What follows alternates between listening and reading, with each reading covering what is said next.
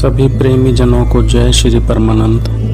जब से मनुष्य इस धरती पर आया है, अनेकों अनेक प्रश्न उसके मन में उठते रहे हैं, जैसे वह कौन है, किसने उसे बनाया है, उसका यहाँ आना एक स्वाभाविक क्रिया है या उसको बनाने वाला कोई और है। यदि उसको बनाने वाला कोई और है तो इसके पीछे उद्देश्य क्या है। इन्हीं सभी प्रश्नों को लेकर गुरु महाराज से प्रार्थना की तो यह इस चैनल के बनाने का उद्देश्य सिद्ध हुआ। आप सभी से प्रार्थना है कि स्वयं के कल्याण के लिए चैनल को सब्सक्राइब करें तथा अन्य औरों के भले के लिए शेयर अवश्य करें। जय श्री परमानंद। गुरु महाराज जय श्री परमानंद। आज का जो प्रश्न है वो पारस जी का है, जो बल्लमगढ़ रहते हैं, और वो ये जानना चाहते हैं गुरु महाराज कि गीता में उन्होंने पढ़ा है कि पहले से ही सब कुछ निश्चित है। अगर हमारे जीवन में हम पहले से ही सब कुछ निश्चित है, हम कुछ कर ही नहीं सकते, तो उसमें कर्म प्रधान कैसे हो गया। मेरी प्यारी प्यारी आत्माओं, आज का जो प्रश्न है पारस जी हैं जो बल्लभगढ़ से हैं, तो वो प्रश्न करते हैं कि वो शायद गीता का अध्ययन करते हैं और उनका जो संशय है वो ये है कि गीता कहती है कि सब कुछ पहले से निर्धारित है, पहले से निश्चित है सब कुछ, और उसी गीता में कर्म को प्रधानता दी गई है। कर्म प्रधान है। यदि कर्म प्रधान है तो निश्चितता खत्म होती है, और निरंतरता ठीक ठाक है तो फिर कर्म कैसे कर सकता है मनुष्य। मैं जहाँ तक समझ पाया उनका प्रश्न ये है कि दोनों एक साथ नहीं चल सकती चीज़। जीवन और मृत्यु नदी के दो किनारों का नाम है, और यदि वो किनारे जीवन और मृत्यु दोनों एक ही किनारे पर खड़े हो जाएं तो फिर वो नदी नहीं रहती है, जहाँ तक मैं समझा। तो ये थोड़ा सा समझने की बात है, क्योंकि गीता हो, वेद हो, उपनिषद हो, सभी संत हों, सभी गुणी हों, सभी ने एक ही बात कही है कि यहाँ सब कुछ निश्चित है। जिस प्रकार से हम ट्रेन में बैठते हैं तो ट्रेन हमारी गति से नहीं चलती है, ट्रेन हमारे इशारे पर नहीं चलती है। ट्रेन के जो स्टेशन हैं वो सब निर्धारित हैं, उसकी गति भी निर्धारित है, मगर फिर भी हम बैठे बैठे कभी वृक्षों को देखते हैं, कभी मकानों को देखते हैं, बाहर के दृश्यों को देखते हैं, और हम भ्रमित हो जाते हैं कि वृक्ष भाग रहे हैं या हमारी गाड़ी भाग रही है। अब तो चलो लोगों को ज्ञान होगा, पहले तो सोचते थे लोग कि भाई हम तो बैठे हैं और वृक्ष भाग रहे हैं। जैसे एक फिल्म बनती, फिल्म, और जो पिक्चर बनती है वो 18 रील की होती है, 17 रील की होती है, जितनी की भी होती है। ये जरूरी नहीं है कि जो आपको दिखाया जा रहा है, जो पहले दिखाया जा रहा है वो बाद में ना बना हो, या जो बाद में दिखाया जा रहा है वो पहले ना बना हो। उसकी सेटिंग की गई है, उसके बाद क्या क्या रोल कहाँ कहाँ किस किस प्रकार से पिक्चराइज किए गए, और उसके बाद सबको मिलाकर के आपको दिखाना है।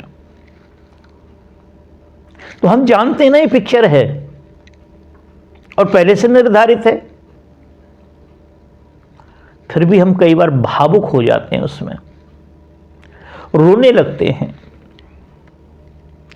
कुछ लोग उसमें उत्तेजित हो जाते हैं, आक्रोशित हो जाते हैं और फिर अपने अपने नजरियों को प्रस्तुत करते हैं, ऐसा था, इसमें ऐसा होना चाहिए। तो जो चीज पहले से निश्चित है और आप उसमें तर्क वितर्क कर रहे हैं तो गलत कर रहे हैं ना? नहीं, गलत नहीं कर रहे। इसी का नाम माया है, इसी का नाम अज्ञान है। पिक्चर मालूम है हमको, फिर भी हम रो रहे हैं उसमें। क्यों रो रहे हैं?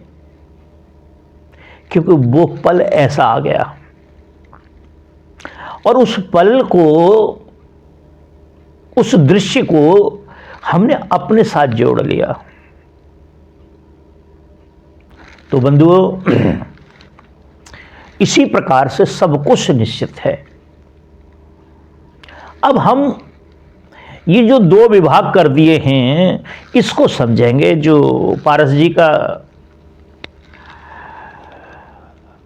प्रश्न आया है और वह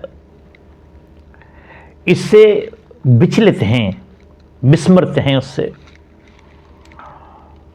तो कोशिश की जाएगी। ये जो कहा गया है कि सब कुछ निश्चित है,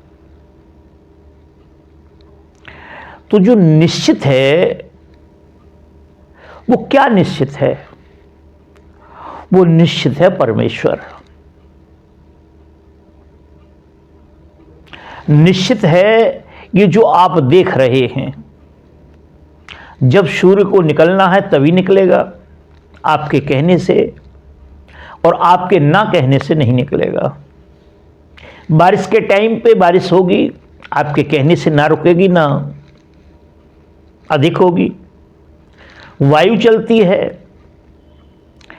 तो प्रकृति के जो 5 अंग हैं वह अपने ही नियम से बहते हैं, अपने ही नियम से काम करते हैं, क्योंकि वो सब निश्चित हैं। वह सब निश्चित हैं। जब वो निश्चित हैं और परमेश्वर निश्चित है, परमेश्वर शाश्वत है, तो जब शाश्वत है तो फिर हम क्या कर सकते हैं उसमें? नहीं, शाश्वत अपना कार्य कर रहा है, निश्चिंतता, निरंतरता अपना काम कर रही है, मगर हम भी कुछ कर सकते हैं उसमें। तुलसीदास जी अपनी एक चौपाई में बोलते हैं कि कर्म प्रधान विश्व कर राखा, जो जस करहि सो तस फल चाखा। तुलसीदास जी परम संत हुए हैं और वो कहते हैं कि मनुष्य जैसा कर्म करता है वैसा उसे फल चखने को मिलता है, वैसा फल उसको प्राप्त होता है, चाहते हुए न चाहते हुए। तो हम ऐसे समझ सकते हैं कि जाने में और अनजाने में कोई बीज हमारे हाथ से गिर गया और वह बीज पृथ्वी में गया और वो अंकुरित हो गया। जब वो बीज अंकुरित हुआ तो पहले कोपल फूटी उसकी, फिर पौधा बना, फिर वृक्ष बन गया, लास्ट में वो वट बन गया, उस पर फल आए। मगर आपका उद्देश्य क्या था उस समय पे?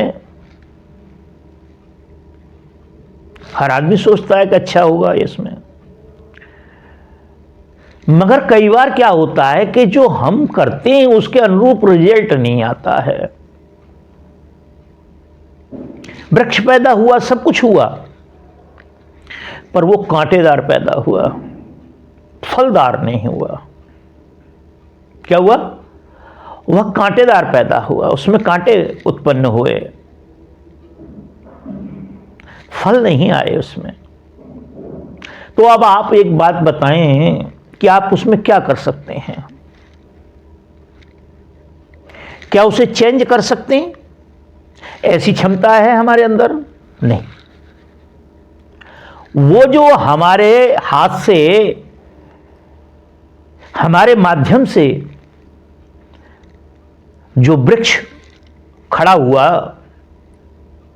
कांटेदार या फलदार जैसा भी है, यदि हम उसे चेंज करना चाहें तो हम चेंज नहीं कर सकते उसको। और यह बात भी निश्चित है कि वो हमारे द्वारा ही निर्मित हुआ है। यदि बीज को हम कहीं और ले जाके डाल देते, क्या हो सकता था? थोड़ी दूरी बन जाती उसकी, वृक्ष तो फिर भी खड़ा होता हो।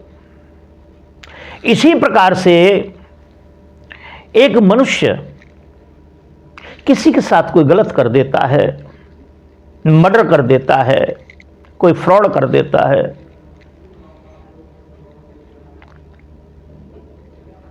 तो क्या होता है? उसकी एफआईआर होती है। एफआईआर होने के बाद पुलिस पकड़ के ले जाती है, कोर्ट में पेश किया जाता है और कोर्ट में उसको सजा निर्धारित की जाती है। यदि कोर्ट ऐसा समझता है कि इसने ये काम नहीं किया है और ना ही अपराध की श्रेणी में आता है, तो उसे बरी कर दिया जाता है। और यदि वो अपराध की श्रेणी में आता है तो उसे जेल भेज दिया जाता है, कारावास में भेज दिया जाता है। अब व्यक्ति जेल पहुंच गया, अब आप बताएं आप क्या कर सकते हैं वहां? क्या कोई आपके हाथ में ऐसी चीज है जिससे आप कुछ कर सकें? कारावास के अंदर, कारागार के अंदर आप कुछ कर सकते हैं अपनी इच्छा से? नहीं। वहां का नियम है,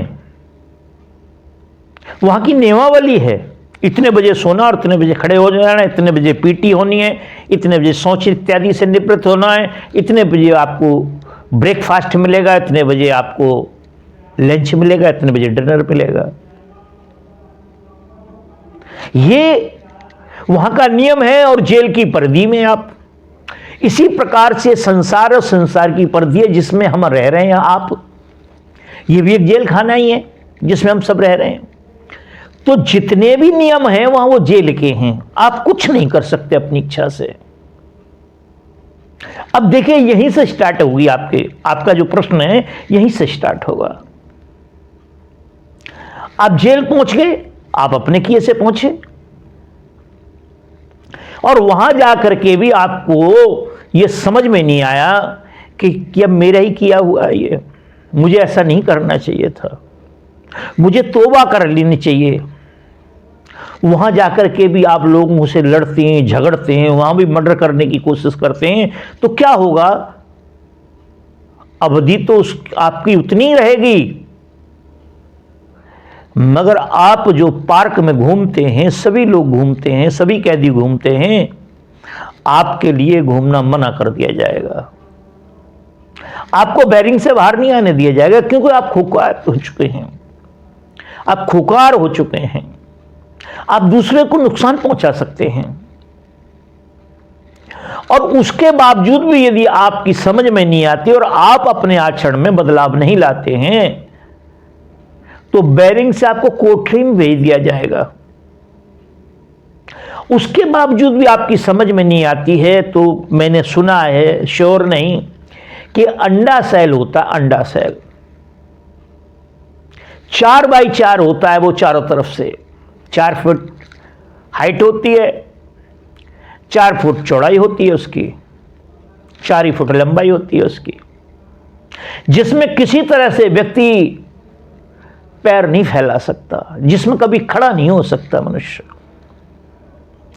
उसमें आपको डाल दिया जाएगा, सजा चल रही है।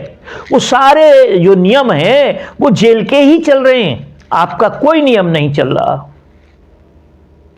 अब आपकी समझ में आई कि भाई ये तो बहुत गलत हो गया। आपको अपने कर्म पे पश्चाताप हुआ। कहां? जेल के अंदर, कैद के अंदर। कैद है, वहां जो निश्चित है वही है सब, मगर आपने वहां उस नियम को तोड़ करके क्या किया? आपने अपराध करना प्रारंभ किया और उसी के अनुरूप आपकी सजा बढ़ने लगी। और यदि वहां जाके आपको पश्चाताप हो जाता एक बार कि भाई ये मुझे नहीं करना चाहिए, मनुष्य का कर्म नहीं है, तो मुझसे अपराध जो हुआ वो गलती में हो गया, अनजाने में हो गया, अज्ञान बस हो गया, मुझे नहीं करना चाहिए, तो वहां सभी लोगों से प्रेम से आप व्यवहार करें, सबके साथ समता का व्यवहार रखें, आनंद का व्यवहार रखें, प्रेम का व्यवहार रखें, अच्छी अच्छी पुस्तकें पढ़ें, अच्छे लोगों से बात करें, आप लोगों से अच्छी बात करें और वो भी लोग आपसे अच्छी बात करेंगे। क्या होगा? आप वहां कुछ समय बाद आपको वहां का मेट बना दिया जाएगा। मेट होता है या मेट होता है, जो भी होता है जेल में ही आप हैं, कारावास के अंदर आप, कारागार से अलग नहीं है, आप वही हैं।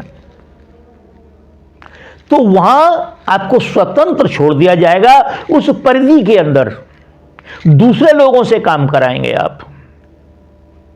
और भी यदि आपकी अच्छाई जेल प्रशासन को दिखाई देती है तो राष्ट्रपति के पास या राज्यपाल के पास आपकी रिपोर्ट जाएगी। तो हमने सुना है कि राज्यपाल को या राष्ट्रपति को यह अथॉरिटी है कि वो महीने 2-4 महीने पहले आपकी सजा को माफ कर सकता है। क्या कर सकता है? आपकी सजा को माफ कर सकता है। आपको पहले वहां से फ्री किया जाएगा। ये किसने किया? क्यों किया? आप तो जेल में है ना। तो ये आपके अपने आचरण पे, आपके अपने व्यवहार पे, आपके अपने कर्म के आधार पे आपको अंडाशल तक पहुंचा दिया गया और आपको वहां स्वतंत्र कर दिया गया। कहां? उस परिधि के अंदर। और उसके बाद आप समय से पहले अच्छाई का आपको पुरस्कार मिला, आप बाहर आ गए। यही प्रकार, इसी प्रकार से कर्म होता है। आज जिस कर्म को हम कर रहे हैं, जो वृक्ष हमने बोया था वो कांटेदार हो गया या फलदार हो गया, मगर उन दोनों में से हमें कुछ नहीं चाहिए था। कांटेदार जो वृक्ष था वो भी हमको अच्छा नहीं, वो भी हमको हमारी जो है ना रक्षा नहीं करेगा, वो हमारे अंदर जो है ना हमारे जीवन में कोई लाभ नहीं करेगा। और वो फल भी ऐसा है कि हमारे जीवन में वो भी लाभ नहीं करेगा, हानि करेगा। तो हमें क्या करना पड़ेगा? किसी से जानकार से पूछना पड़ेगा, जानना पड़ेगा